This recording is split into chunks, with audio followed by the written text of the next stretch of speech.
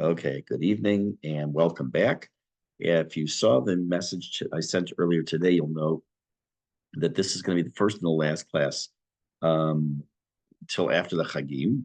Baruch Hashem, all kinds of things coming up right now, weddings and Brit and Baruch Hashem. So it's good. It's good stuff. And I really do not like when it comes to education, whether it's for kids or adults, this start and stop. But I don't have too much choice right now. So we're going to get started with the next bracha in Shmona Esrei. I'll put it up on the screen, read it, and before we get into the actual bracha, we have to look at a very specific words. Let me put it up here. Okay. So the next bracha is, now some Sidurim will say Re'eh na, please look upon our affliction, or just Re'eh, look upon our affliction. Re'eh ve'onyenu, look upon our affliction. Ve'riva rivenu, and I don't really particularly care for the English translation. It says defend our cause. It really means to fight our fight, Uge'alenu mehera lema'an shemecha, and redeem us quickly for the sake of your name. Ki go'el chazak ata, because you are a mighty redeemer. Baruch atah Hashem, Goel Yisrael, blessed are you, Hashem, redeemer of Israel. Just as a side note, this word over here, at the end of a sentence, when we say in English, when we say in Hebrew, we say atah, you put the accent on the second syllable. When the word is at the end of a sentence, not when you're speaking to somebody, but when you're davening, when there's a word in the Torah that's the last sentence, it changes from atah to ata. There are a couple of places in Shmona Esrei that's the case. Chayei Meitim ata Rav Hoshia, and there's reasons for it.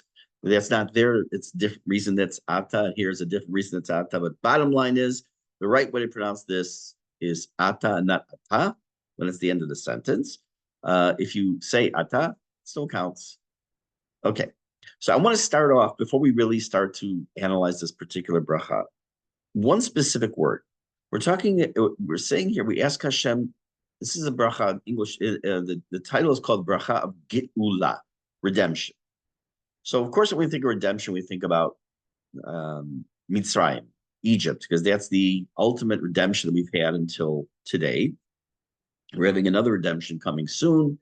When we talk in the Haggadah of Pesach, we talk V'nomar lefanav shira chadasha, agulat nafshenu v'apdut nafshenu, I think are the words. We're talking about V'nodeh lecha shira chadasha, we will sing to you a new song, and that's going to be the song of the final redemption, the one that's coming with Mashiach. And what happens is that the redemption of Egypt will take a back seat to the final redemption. It'll still be mentioned, it'll be talked about, we'll still thank Hashem, but the final redemption that's coming, that's the one that's going to take front and center. But you'll notice it's a strange word here. It's not the only time it appears in Shmona Esrei, but we're asking Hashem to redeem us quickly. Now, there's a reason for that, obviously. It's not just there, to make it pretty. I made it in red, mehira. The word meher means fast or quick. So why would we ask Hashem to redeem us quickly? So I want to take a look at a different context before we answer this question. Speaking of the Haggadah, I should make that a little bigger. There's a song at the end of the Haggadah, Pesach. It says, Adirhu, he is majestic. Yivne beito bekarov. We ask Hashem to build his house, meaning the Beit HaMikdash, soon. Bimhera, biyamenu bekarov. Well, notice, bekarov means soon. Bimhera means fast. Bimhera, fast. Biyamenu bekarov, speedily in our days. And then we say again, Kel b'nei, God should build your house. We're saying, God, build your house soon. Adiru, he is majestic. A lot of fast in there. You'll also notice at the end of Shmona Esrei, when you step out, there's a Yihiratzon. A Yihiratzon, which I didn't translate in English, I'll just explain.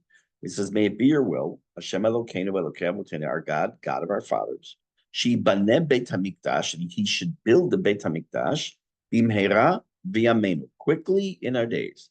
And put our portion in your Torah. Okay, but again, I want to stress the Bimhera v'yamenu here, that he should rebuild Beit HaMikdash quickly. And here I didn't highlight it because, the whole thing's talking about quick. So what's going on here? So to answer this particular question and how it also applies to our bracha in a standalone way, not even in the context of how it really weaves in the meaning of the entire bracha, we'll look at a pasuk in Tehillim. And the pasuk tells us as follows: Ki elef shanim be'einecha ki yom etmol. We know that God transcends time. There's no such thing as time by God. So he says in Tehillim, Ki elef shanim, in that 1,000 years, be'einecha, in your eyes, ki yom etmol, ki ya'avor, like it's fleeting, like it's yesterday. So if I think about the time before I sat down now, forget that. If I think about going to shul yesterday morning, early morning for slichot, that was yesterday. If I think about the time when I was in kindergarten and I punched a guy in the nose and gave him a bloody nose, now he's about 6'5". Back then he was a little boy like me. You're talking 60 years ago, 59 years ago, whatever it was. It's not, I guess 60 years ago. And that seems like a lifetime ago. Making Aliyah seems like a very long time ago. So we, in our minds, have a concept of time. Time is linear, it goes one direction, even though Einstein proved that potentially you can do, quote, time travel, which I'm not going to get into tonight. Love the topic. But we do have this concept of time as human beings, because what happened, there's I think I've quoted this before. There's a line, it's more than one line, about 4 lines, called the Rubaiyat of Omer Khayyam. I'm sure if some of you have heard of this. Rubaiyat of Omer Khayyam says as follows. I learned this in high school, and it made such an impact on me. I memorized it without even realizing. It says as follows: the moving finger writes, and having writ moves on. Nor all your piety, nor wit, nor sorrow shall call back to cancel half a line, nor all your tears wash out a word of it. Which is about time, which means time moves on. The writing finger writes means time is written. Your history is written. You can't do anything about it to change the history, although parenthetically, we know that it's not true. Judaism, we already talked about this, that doing tshuva changed the past and canceling a vow changes the past. But let's just talk in the world in general.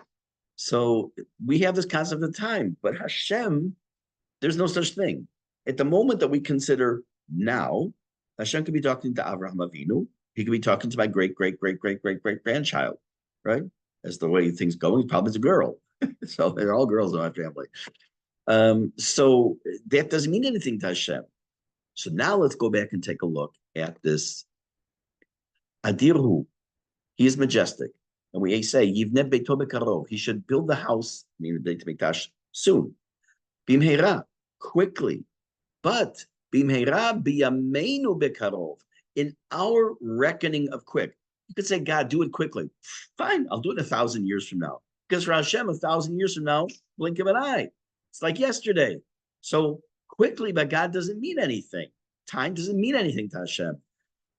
So we're saying to Hashem, in our understanding of time, in our reckoning of time, let that building the Beit HaMikdash happen quickly. Now, go back now to the bracha. And again, putting aside the reason for it, but now we understand, what does it mean that we're asking Hashem to redeem us quickly? It means that in the concept of our quickly, in the concept of our time, we want Hashem to redeem us. Because again, if you realize and think that time doesn't mean anything to Hashem as far as the way it means it to us, Mehera doesn't really mean anything. So we have to understand we're talking about human terms. Okay, now that we did that, take it off of screen share for a bit. And I want to start to take a look and analyze the bracha itself.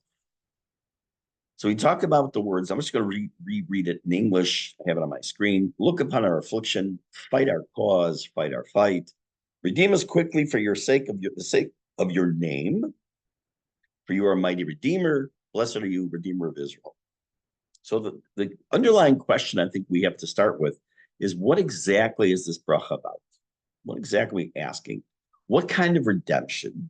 And how is it different from specific things that we ask for in all of the brachot? Like if we're hungry and provided with parnasah, with income, or provided with food, then we've been redeemed from hunger. If we are looking for forgiveness, from our sin, or we want the ingathering of the exiles, justice for the oppressed. But when that's fulfilled, we've been redeemed from those situations. So what exactly are we asking for in this bracha? That's part one. Part two is, why is it that we ask Hashem to look upon our affliction? Bracha says Re'ena ve'onyenu. Look upon our affliction. Now, I'm going to digress for a second and remind you, all the brachot in Shemona Esrei are in plural. Us, our, each one of us has an issue in his or her life. There's no question. We all have things we need. And in some cases, they can be looked at, quote, as an affliction. It could be a source of pain, of sadness, of being morose, whatever it might bring you feeling some form of a pain. We all have that, something. But we're saying, look upon our affliction, our oni, our affliction. By the way, the word, if you speak in Havara Sfaradit, meaning Ashkenazit would say, like mizonos, the stuff, and Sfaradit is mizonot. So if you speak in Havara Sfaradit, it usually the kamatz, the ah sound sounds like ah, but this is one of those exceptions. Is bit on yenu. In any case, so we're asking Hashem to redeem us, but it sounds like it's everything we were asking for is a redemption. Number two, why are we asking Hashem to look at our affliction before he gets down to what we really want? Why don't we just say, redeem us quickly? Bracha could have been much shorter. Mehera, Galena Mehera, Leman Shemecha, quickly redeem us for your name's sake. We don't say, see us in our poverty before we ask for parnasa, before we ask for income. We don't say, look at our ignorance. We're so ignorant. Give us knowledge. So why are we acknowledging that we have a situation of oni, in this case, meaning pain or suffering? So why? So it kind of leading you down the wrong path on purpose, because I've been just loosely translating Geula, or redemption, is having your problems solved. But that's not really what it means. Because redemption or Geula is not synonymous with a resolution or a solution, right? Let's say, for example, you're trying to figure out a problem. You're stuck somewhere. You're not stuck. You're in Yerushalayim. You can't get back here because there's a bus strike. No, that never happens. And you can't figure out, you get right. And finally, you get a ride. You find someone who's Givat Tachmoshet. They park there. They give you a ride back to Malay Adumim. Great. That's not Geula. That's not redemption. You had your problem resolved. You resolved it. Someone helped you resolve it, but that's not Geula. The solution for every problem cannot be called Geula. So what is Geula? What is it? I sort of hinted to it before. I'm going to translate it as a person being in over his head. Now, I know that in English, when you speak English, when you talk about a third person like that, his is the way you're supposed to say it. His or her, just take it, just go with his. See, I just got back to the United States and I have to be, I stood in line, I stood in line at a store with my wife, and the person had a name tag, and under the name tag, it said, her, she, her. That's what their pronouns were. And we both walked out, and I thought it was a girl, and my wife thought it was a guy. And we're still not sure to this day. A lot of strange things going on. In any case, so we're going to translate right now. Geula is a situation where a person is in over his head. He's trapped beyond forces beyond their control. They're just something. They're stuck. They can't do something. They can't get out of the situation they're in. And they're being saved from being lost. They're being saved from being in a situation that they had no control over. Now, I want to step back here for 1 second and make a comment that I think is critical. There are many things over the years that people say to me, I don't understand, why did the Chachamim, why did the rabbis not include a certain bracha for X? And I tell them, well, it is there You just have to understand what the meaning of the bracha is. And this happens to be one of them. If you know anybody dealing with an addiction, drugs, alcohol, whatever it might be, this is the bracha to ask for help. This is a situation where a person has lost control. And in some cases, they've lost their free will. In many cases, once a person's truly, truly addicted, they've lost their free will.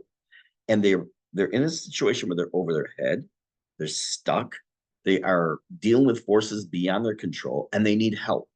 And even when they get help, whether it's a 12-step program or it's an inpatient situation, an outpatient situation, whatever it is, this is the bracha where you ask for help. And you could always, and this isn't anything new, I've already told you this, you can always ask for help for somebody else. You know, someone dealing with an issue, and it happens to be this type of an issue of addiction, this is where you ask for help. And in a sense, to borrow a term from the wide world of sports, you want to, the Geula snatches or plucks you from the jaws of defeat into victory. And there actually is a legal term that's used in the Torah twice for Geula. And I think that'll help shed light on this idea of what it is we're really asking Hashem for in this bracha. One is the redemption of a slave. That when a slave finishes working for X amount of years, it's 6 maximum generally, unless they decide to be a slave until Yovel, the Jubilee year, there's a concept of Geula. He goes free. And there's also the idea that when there is ancestral land that is passed on to a different family, and it's looking to be redeemed to the family, it's called a Geula. We also know that if you remember a little bit about the book of Ruth, you'll know that it talks about a Goel, because he was trying to redeem the land within the family. They're talking about redeeming the land of the family. So we see that there is this concept, a legal concept of Geula, not just the idea we're stuck in a situation we can't get out, but what is the issue for the slave? What is the issue for the person who's trying to redeem the land? In both cases, the person himself or the land, depending on the situation, is out of the object is out of your control. It's in the hands of the buyer or the slave owner. Again, we know that slave doesn't mean like we're talking in the times of slavery, being beaten and all that. That's not what Judaism believes in. And by doing the Geula, redeeming the land, redeeming the slave, then there is this feeling of being in a situation that was out of their control, and now it was being back into their control. How do we know the slave is not in control? So I'll give you my bar mitzvah speech. I won't give you my bar mitzvah speech. I'll tell you what the bottom line of the bar mitzvah speech, because it's exactly this. Parshat Bo gives us the mitzvah called Kiddush HaChodesh, or sanctification of the new moon. And to this day, on the beginning of the month, after X amount of days from the new moon, it's actually not from them, it's a different time, we go outside and we see that there's a moon and we make a special bracha. Back then, in those times, the people would look for the new moon, they would say it's a new moon, and they would go to the Sanhedrin and they would announce that it's a new moon, and they would say it's the new beginning of a new month. But that is right there in the middle of the story of the Geula from Mitzrayim, the redemption from Mitzrayim. We see that the Jews are stuck in Mitzrayim. Hashem's talking about going out. Hashem starts talking about Pesach. Hashem's talking, and all in the middle, he's giving us a mitzvah of Kiddush HaChodesh, sanctification of the new month. Question obviously is, what's it doing there? So as I said in my bar mitzvah speech, by the way, you're welcome to, for those of you who have not sent yet your bar mitzvah gifts, I still take them. It's been a few years, but it's okay. You'll get it, and you'll get a thank you card. That for a slave, for an Eved, he has absolutely no control of his time. He has no control. He's at the mercy of the Adon, the master. By giving the mitzvah Kiddush HaChodesh, not only is it showing, giving the slave now the Geula, the redemption, the physical, but also taking control of his time. And not only taking control of his time, taking control of what becomes the Jewish calendar. Because if you remember the old commercial, it doesn't say Haynes till she says it says Haynes. It didn't become the month of Nisan until the Beit Din said it became month of Nisan. So now we have this idea of what it means, Geula, that there's a need that underlies this prayer for Geula, for redemption, that I'm lost, I'm overwhelmed, it's out of my control, I'm on the verge of defeat, and I need the strong arm of Hashem to redeem me, to save me. As I said at the beginning, the avtipus, I say that in English, the archetypical, whatever, I don't know how you pronounce it, Geula, redemption of Judaism, is of course the Exodus, is the Yetziat Mitzrayim.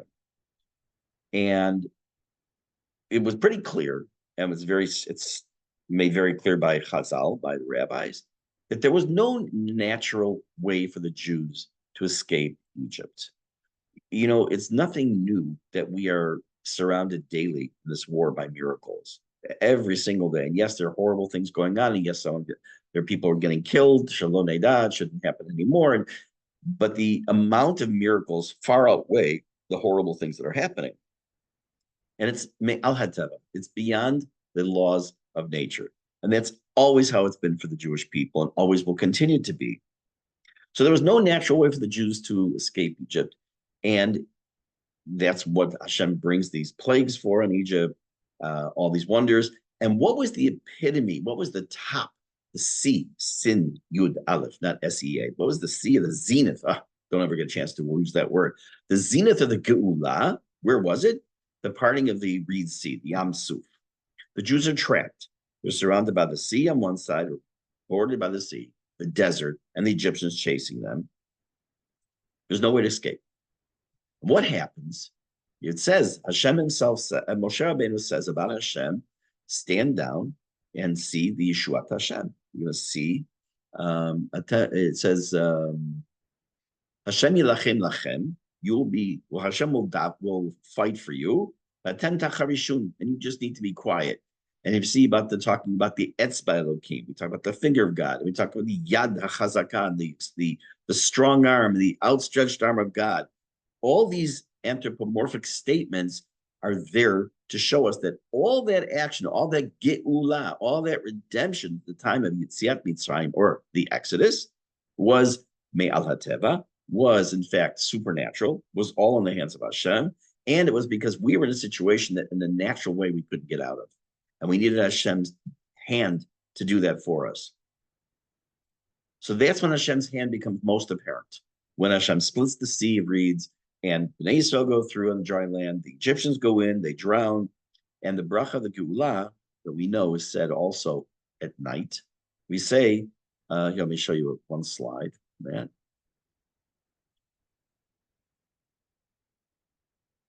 We say the following.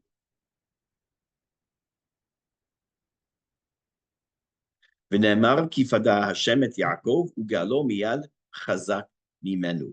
We talk about the idea that Hashem redeemed. Take it off here. I'll get you the English. I want to read it to you because I have it on a different screen. Sorry, I meant to put it on the same screen. It says that Hashem has rescued Yaakov and redeemed him from a hand mightier than him. So this is what it means in the bracha when we start up the bracha. I said, look upon our affliction. Look upon our affliction. The Geula comes after the condition of affliction exists. Onyenu means inner affliction, distress, pain, suffering. We need the Geula because we're on the verge of despair, we're on the verge of collapse, and it could affect our faith. It can affect our belief in the redemptive abilities of Hashem. I had a conversation once with the kid. I'm trying to remember how old. Probably around bar mitzvah age. And I was trying to explain to this child, what does it mean that Hashem, we were talking about that Hashem watches over everything.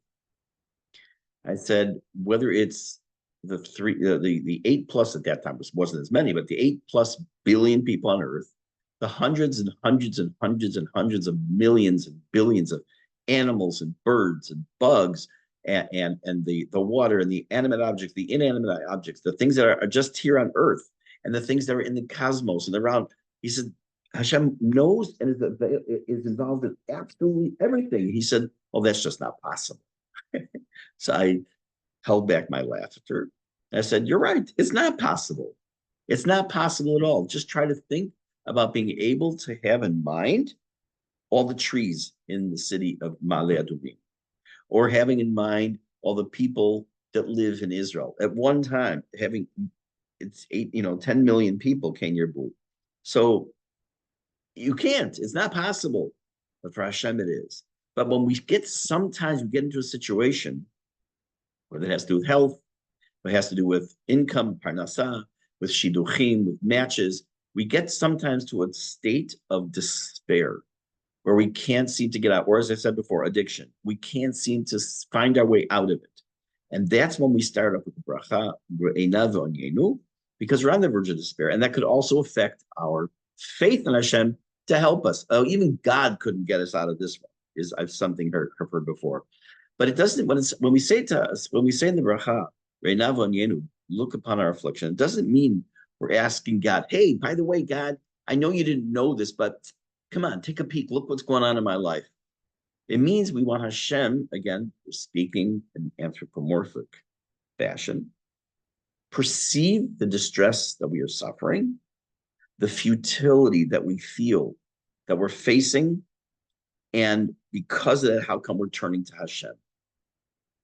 Now, I want to just kind of digress for a minute before I continue and tell you something that I thought of and I looked up just recently, just before we went to Chicago. We are saying, as I mentioned earlier, before I turn on the video, we are saying all over the world, Jews are saying Tehillim in Minyanim, all over the world. Some say one, some say two chapters after that, every Tefillah. Some say them every day on their own, saying Tehillim. And there's some that became more popular than others. And one is Shir HaMa'alot, Song of Ascension, Mima'amakim Karaticha Hashem, from the depths I call to you, God. The next pasuk says, Hashem Shim'a V'Koli. Hashem, listen to my voice. Tihiena oznecha kashuvot lekol tachanunai. Let your tachanunai, let your ears be hearkened. It's, I guess, a nice fancy word, to the call of my plea. Now, in Hebrew, when you want to tell someone to listen, and we know it because it's the first word of the sentence we say twice a day minimum, we say the word Shema, right? Shema V'Koli means listen to my voice. So why do we say Shema V'Koli? It's spelled the same, but with a hey at the end. What's going on there? So I looked it up. I've been saying it my whole life. Probably have said it thousands of times, and it never occurred to me, like, why does it change that usage of the word?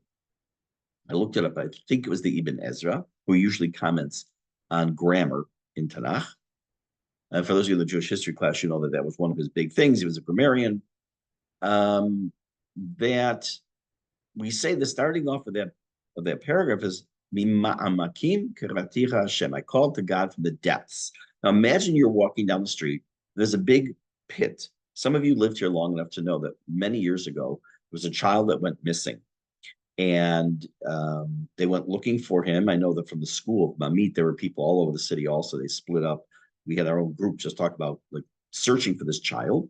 They had fallen into some kind of, it wasn't really a pit, but some kind of a storm drain. I don't remember exactly where. I know where they found him. But he could have been crying out for a long time. And people may have walked by, they couldn't hear him. So the idea of that we are calling for Ma'amakim for the depths, it's not like you're going to walk by here someone crying. In a natural fashion, if someone is deep down, another person's going to walk by and may not even hear it. So we're, again, using the anthropomorphic or human quality of Hashem, attributing human quality to Hashem, where we say that in the normal circumstances, when someone's in the depths, when they're on Yenu, when they're really down, the other person's not really going to hear their cry if they're physically down as well. So Ibn Ezra says that the word Shema doesn't just mean to listen, but it means to proactively listen, to try and listen to that little cry that's coming from inside of us that we can't seem to even eke out. I thought that was very, very well done. Ibn Ezra needs my approval.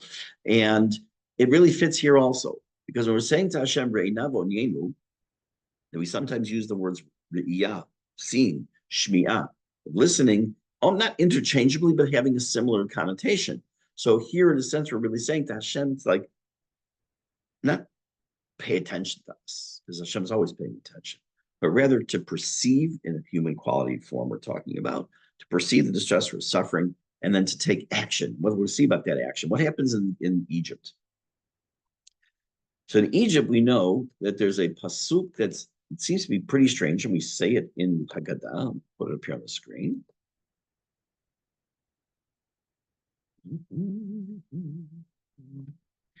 It says as follows: Vayar Elokim et bnei Yisrael, and God saw the Jewish people. Vayeda Elokim, and God knew.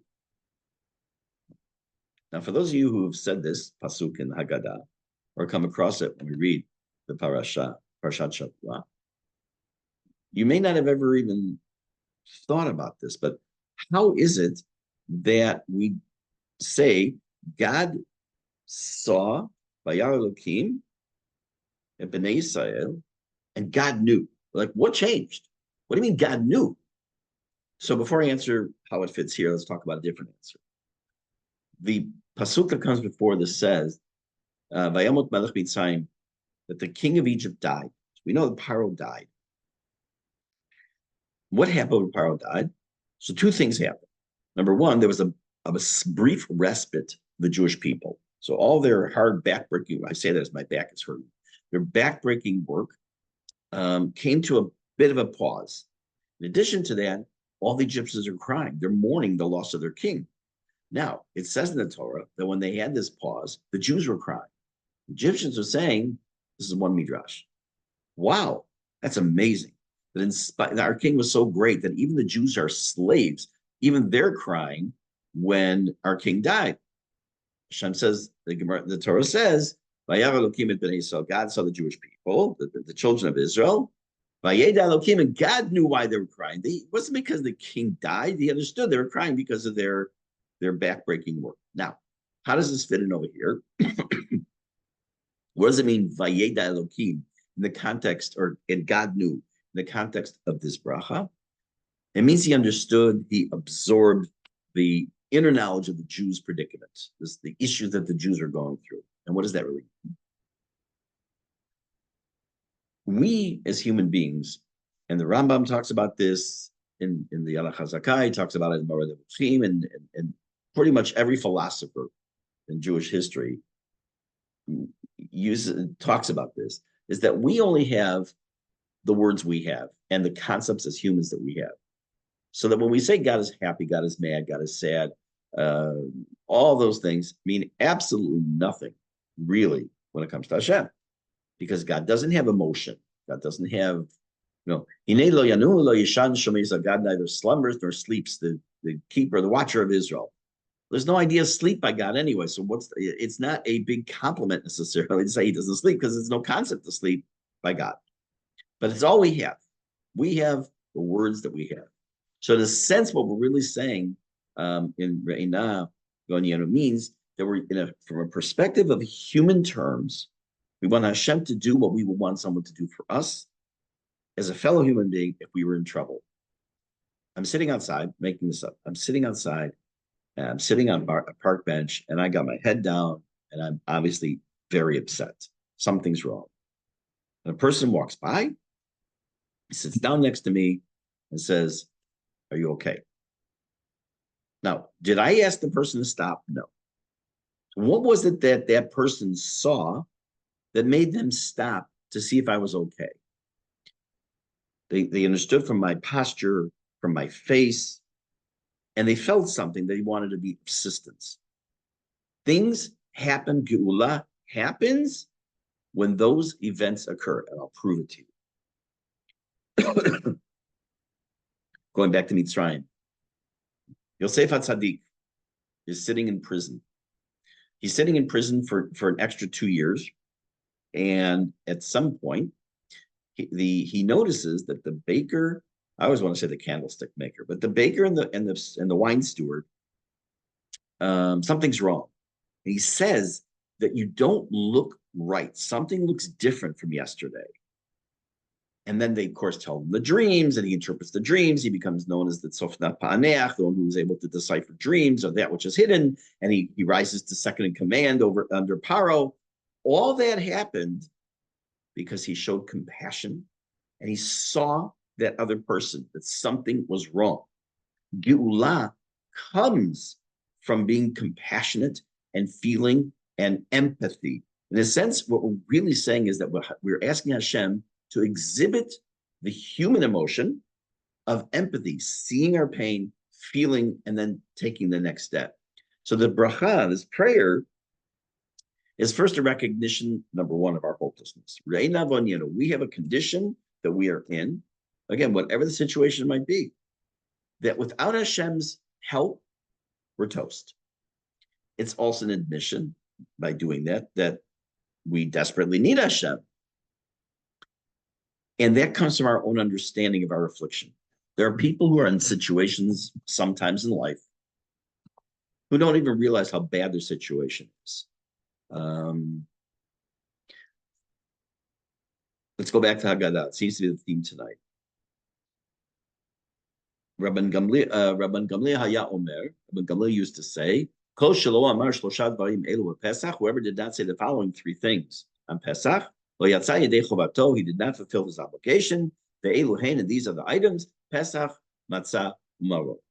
Again, it's a Mishnah in Psachim, and it's quoted in the Haggadah. And evidently, there's some chiyuv, some obligation that we have to say those three things. And I have a whole thing on that I'm not going to get into now. But what I do want to ask is that if Rabban Gamliel tells us we have to say these three things, at least he should have put them in the right historical order, the right chronological order. Pesach, Matzah, and Maror. Maror came first. The bitterness came first, then the Korban Pesach, and then the Matzah. So why is it in the wrong order? Apparently. Sometimes a person's in a situation, it's so bad, but they're absolutely unaware how bad it really is. And until they're redeemed from that situation, they don't understand. Until they actually had the Pesach, the Korban Pesach, and the Matzah, and they actually are redeemed, they didn't realize how bad their maror was, how bitter they were. And even if they understood it was a terrible life, they didn't realize how terrible it was until they had something to connect it to and compare it to. I was on a flight many years ago from the United States back to Chicago. No, that doesn't sound right. Where was I going from? Israel to the United States, or the United States to Israel? I don't remember. One of those directions. And on the flight, there were about 40 people, at least, maybe more, from Somalia, who were being flown out of the country and going, not for vacation, they're, I guess, to transplant somewhere else and to join a non-third world country. And I gave a whole talk on it the Shabbat I came back at the show in Chicago. That's not worth talking about now. But these people had to be shown. I watched myself. It's not like, oh, I heard. I watched my own eyes. Had to be shown by the flight attendants. You can't say stewards or stewardesses anymore, I guess. How to use a bathroom, how to use a toilet, flush. Because they didn't have. They had absolutely. I saw my own eyes. They see that they don't know what to do about opening the door, pushing or turning a handle. But when they went in there, they were clueless. And they had one person after another would have a flight attendant was coming over to show them how to push a button, to flush a handle, whatever it was inside. They had no idea. Now, to them, that was regular life in Somalia. They had the pit in the ground or whatever they had. That was normal life. They had no idea necessarily that there was such a thing, even, I don't know, as indoor plumbing. I guess it's not indoor airplane, but whatever. So sometimes you don't realize how difficult a situation you're in.